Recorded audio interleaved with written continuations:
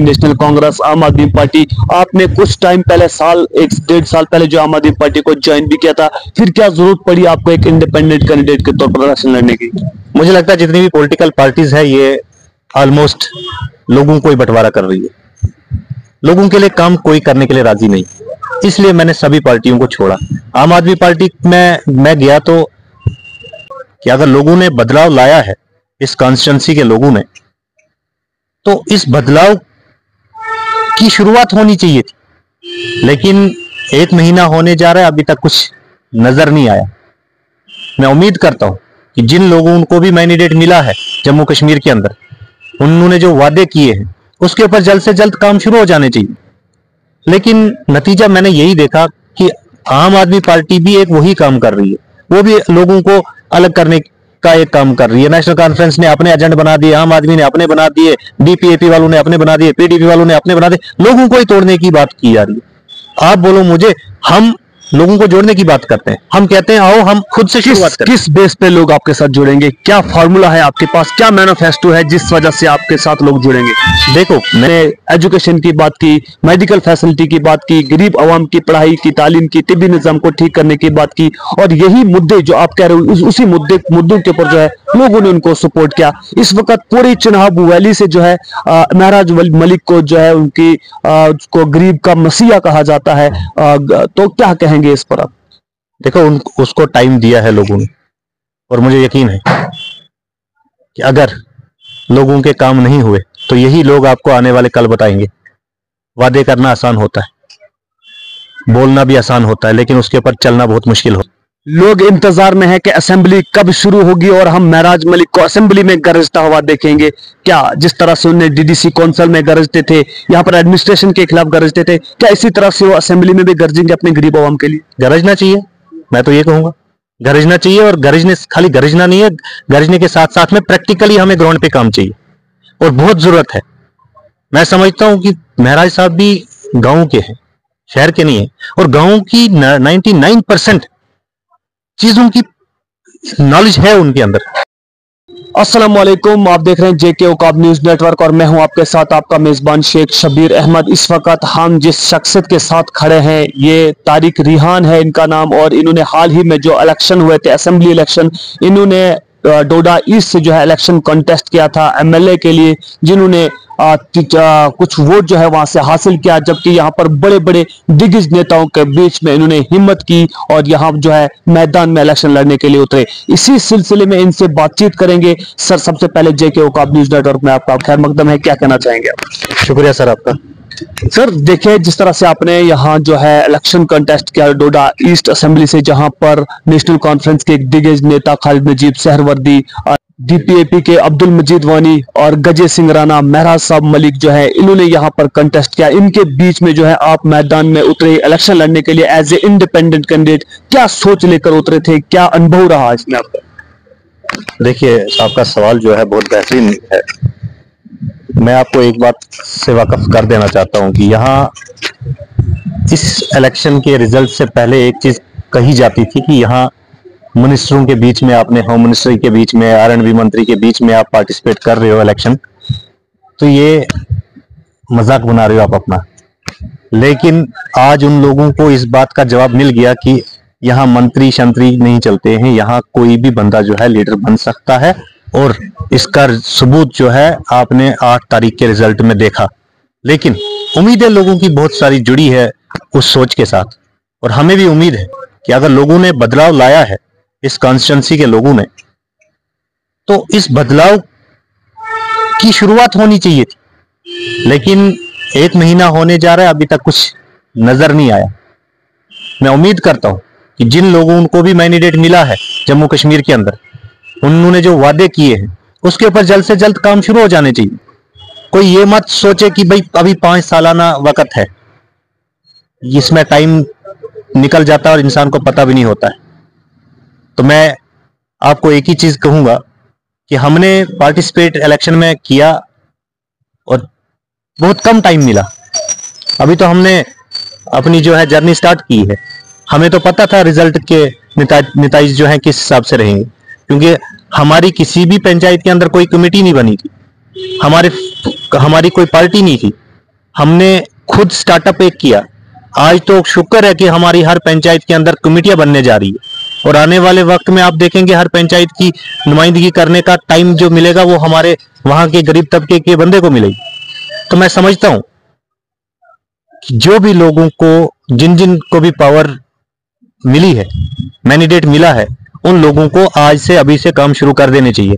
देखिए, बहुत सारी मेन स्ट्रीम पार्टीज थी, national conference, DPAP, Indian national Congress, आम आदमी पार्टी। आपने कुछ टाइम पहले, साल 1-1.5 साल पहले जो आम आदमी पार्टी को ज्वाइन भी किया था, फिर क्या जरूरत पड़ी आपको एक इंडिपेंडेंट कैंडिडेट के तौर पर इलेक्शन लड़ने की? मुझे लगता है जितनी भी पॉलिटिकल पार्टीज है ये ऑलमोस्ट लोगों को ही बंटवारा कर रही है, लोगों के लिए काम कोई करने के लिए राजी नहीं, इसलिए मैंने सभी पार्टियों को छोड़ा।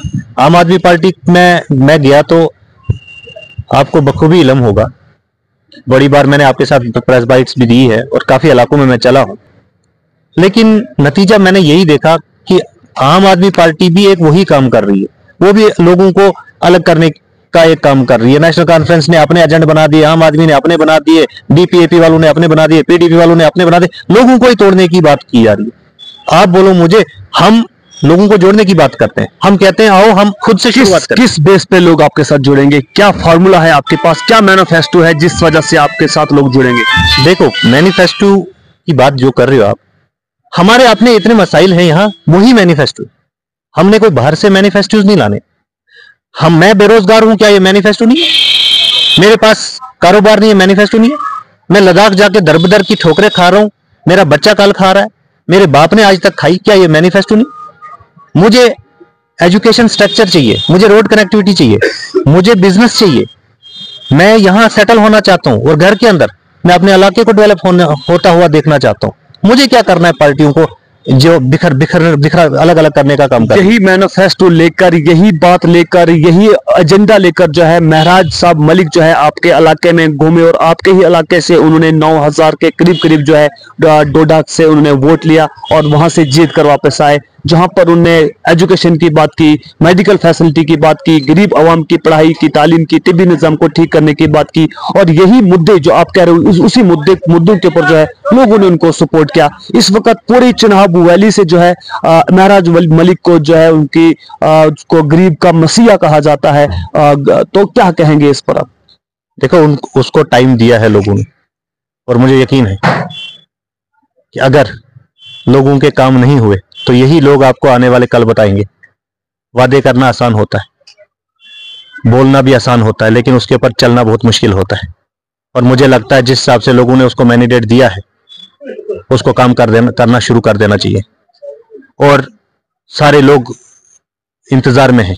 लोग इंतजार में है कि असेंबली कब शुरू होगी और हम महराज मलिक को असेंबली में गरजता हुआ देखेंगे। क्या जिस तरह से उन्हें डीडीसी काउंसिल में गरजते थे, यहाँ पर एडमिनिस्ट्रेशन के खिलाफ गरजते थे, क्या इसी तरह से वो असेंबली में भी गरजेंगे अपने गरीब आवाम के लिए? गरजना चाहिए, मैं तो ये कहूंगा गरजना चाहिए। और खाली गरजना नहीं है, गरजने के साथ साथ में प्रैक्टिकली हमें ग्राउंड पे काम चाहिए और बहुत जरूरत है।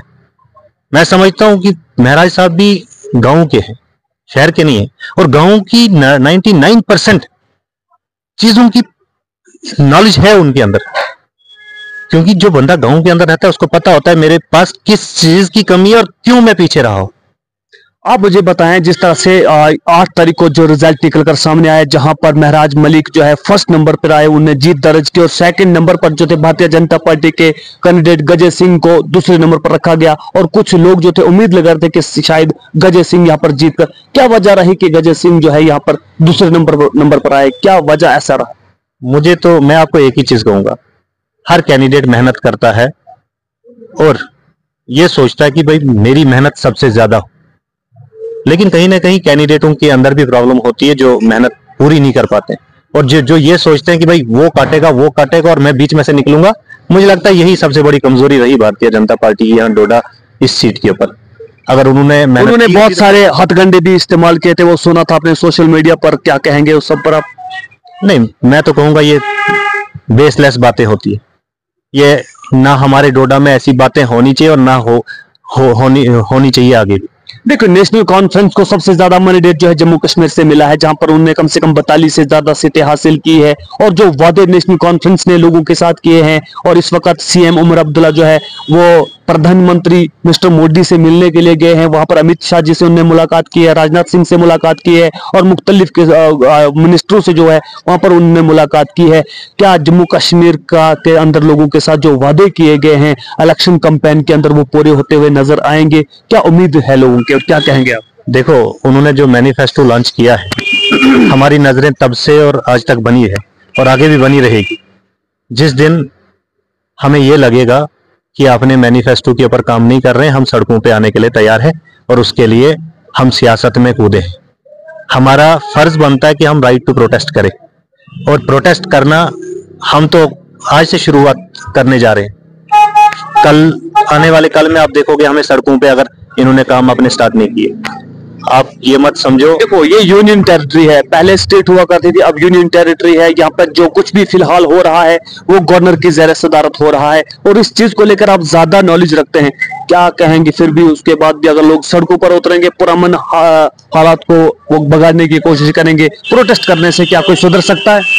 मैं कहता हूं कि हमने यूनियन टेरिटरी में ही इलेक्शन लड़ा है और यूनियन टेरिटरी के हिसाब से ही मैनिफेस्टोज जिस भी पार्टी ने लॉन्च किए हैं यूनियन टेरिटरी के अंदर किए हैं। उनको पता था कि हम लोगों को कौन सी चीजें दे सकते हैं, उसी हिसाब से उन्होंने मैनिफेस्टो यहाँ लाया है और उनको काम शुरू करना चाहिए। आपके माध्यम से मैं एक बार फिर कह देना चाहता हूँ, जिसने भी जो वादे किए हैं लोगों के साथ धोखाधड़ी करने की कोशिश वो ना करें, वो काम शुरू करें ताकि लोगों के मसाइल जो है, जो 10 सालों से, पिछले 10 सालों से सफर कर रहे थे लोग, वो अब सफर ना करें। उनको एजुकेशन अच्छी मिले, उनको कनेक्टिविटी अच्छी मिले। उन जो एनसी का मैनिफेस्टो था 200 यूनिट का, वो मैं कहता हूँ स्टार्टअप करना चाहिए, फर्स्ट फाइल पे सिग्नेचर करना चाहिए। इलेक्ट्रिसिटी, बिजली और ये क्या कहते हैं गैस सिलेंडर के लिए 2 चीजें उनकी मैनिफेस्टो थी, वो लोगों को दे देनी चाहिए। स्टेटहुड वापस लाने की बात की जा रही है, क्या लगता आएगी? मुझे लगता है स्टेटहुड जम्मू कश्मीर की नीड है और वो जल्द से जल्द, आपके माध्यम से मैं भी कहूंगा कि एलजी साहब को भी वो जल्द से जल्द इस फाइल को जो इन्होंने परसों अप्रूव की है उसको पहुंचाएं और वो कोशिश करें लाने की। 370 के बारे में आप क्या कहना चाहेंगे? देखिए 370 के बारे में मैंने पढ़ा ही नहीं है, इसके बारे में मैं बोलूंगा क्या। 370 जो है जम्मू कश्मीर के हर घर की नीड थी। यहाँ पर राइट टू जॉब था और बहुत सारे राइट टू लैंड था वगैरह वगैरह जो थे। क्या इसमें लोगों का बेनिफिट था या एक ढकोसला ही था? देखो, मैंने 370 के बारे में पढ़ा नहीं है, लेकिन 35A के बारे में पढ़ा है। वो लैंड राइट्स हमारे हैं और मैं समझता हूँ कि यहाँ की असेंबली को मेमोरेंडम बना देना चाहिए 35A के लिए और डिमांड करनी चाहिए, क्योंकि लैंड राइट्स हमारे फर्स्ट नीड है। जम्मू कश्मीर की जितनी भी जनता है, land rights, right to employment के बारे में मैं वही तो कह रहा हूँ। 35 के अंदर लैंड राइट्स थे और क्या कहते हैं एम्प्लॉयमेंट राइट्स थे हमारे। यही 2 चीजें हमें कंपलसरी चाहिए जम्मू कश्मीर के लिए, क्योंकि मैं पिछले दिनों देख रहा था न्यूज़पेपर के अंदर एक नोटिफिकेशन वायरल हुई थी जिसमें यूपी और क्या कहते हैं सहारनपुर के लड़के अपॉइंट हुए थे यहाँ गवर्नमेंट डिपार्टमेंट के अंदर। तो मैं समझता हूँ ये यहाँ के नौजवानों के साथ खिलवाड़ हो रहा है, लिहाजा 35A को जल्द से जल्द स्टार्टअप करना चाहिए। जिस इलाके से आपने इलेक्शन कंटेस्ट किया, कितने लोग आपके सपोर्ट में आए और क्या सोच लेकर आए थे और क्या कहना चाहेंगे अपने उन लोगों से आप? मैं तो तमाम अपने इलेक्शन में जितने भी मेरे साथ चले और जिन लोगों ने मुझे वोट दिया, मैं उनका बहुत बहुत शुक्रगुजार हूं और उनको ये कह देता हूं कि आप ये मत सोचना कि हमारे पास वोट कम है या हमें इलेक्शन में उतना मौका नहीं मिला या हमारे काम नहीं होंगे। मैं गारंटी देता हूं खुद की, जब तक जिंदा हूं उन वोटर्स का भी और उसके बगैर जितने भी इलाके हमारे हैं जहां जहां की बात उठाने का मौका मिलेगा, मैं तैयार हूं हर वक्त। और वो मुझे 24 घंटे कभी भी फोन करे, मुझे बुलाए, जहां बुलाना होगा मैं तैयार होता हूं। क्या लगता है आगे कोई पार्टी ज्वाइन करेंगे आप या एज ए इंडिपेंडेंट ही आगे ऐसे रहोगे आप? नहीं, हमारी सोच अलग रहने की है और अलग इसलिए है क्योंकि मैंने आपको कह दिया, हर पार्टी ने अपने अपने हिस्से के लोगों को बांट के रखा हुआ है और हम जोड़ने की बात कर रहे हैं। हमें बिखरना नहीं है, हमें इलाके की कमजोरियों को खत्म करना है, ताकतें लानी है इलाकों के अंदर, और वो ताकतें जब तक हम एक नहीं होंगे तब तक नहीं ला सकते। और एक होने के लिए अलग प्लेटफॉर्म यही होता है कि आप इंडिपेंडेंट एक स्टार्ट करो और आने वाले कल में फिर देखते हैं क्या होता है, क्या और मेरे डोडा की आवाम का फैसला होगा, वही सबसे बेहतरीन होगा। ये थे तारिक रिहान बात कर रहे थे, जिन्होंने हाल ही में असेंबली इलेक्शन को लेकर कंटेस्ट किया था डोडा ईस्ट से। और इन्होंने जो यहाँ पर बड़े बड़े लोगों के बीच में, जहाँ पर अब्दुल मजीद वानी, खालिद नजीब सहरवर्दी, गजे सिंह, रियाज अहमद कांग्रेस के और आम आदमी पार्टी से जो जीत कर यहाँ पर एमएलए आए हैं मेरा साहब मलिक, उनके होते हुए यहाँ पर इन्होंने इलेक्शन कंटेस्ट किया था। और यहाँ पर जो है अभी इन्होंने हमारे साथ मुकम्मल तौर पर डिस्कशन की, जहाँ पर इन्हें मुख्तलिफ चीजों पर जो है नेशनल कॉन्फ्रेंस, आम आदमी पार्टी और जितने भी लोग यहाँ पर जीत कर असेंबली में गए हैं उनके लिए एक मैसेज छोड़ा है कि यहाँ जो है उनको काम जल्द से जल्द शुरू करना चाहिए ताकि लोगों की मुश्किलों का अजाला हो सके। वरना इन्होंने ये बात बुलंदबंग तौर से की है, वरना के हुकूमत के खिलाफ या वक्ती हुकूमत के खिलाफ या जम्मू कश्मीर की हुकूमत के खिलाफ लोगों को सड़कों पर उतर कर ये मांग करनी चाहिए कि जो इलेक्शन के दौरान में जो है कैंपेन हुई थी, उस कैंपेन में जो वादे किए गए थे उनको पूरा किया जाए, वरना यहाँ की आवाम जो है वो सड़कों पर उतरकर वो डिमांड्स पूरा करने का मुतालबा करने के लिए सड़कों पर उतरेंगे। नाज़रीन, इसी तरह से आप देखते रहें जेके ओकाब न्यूज नेटवर्क। मिलेंगे एक और नए अपडेट के साथ, तब तक के लिए शेख शबीर को दीजिए इजाजत। वसलाम।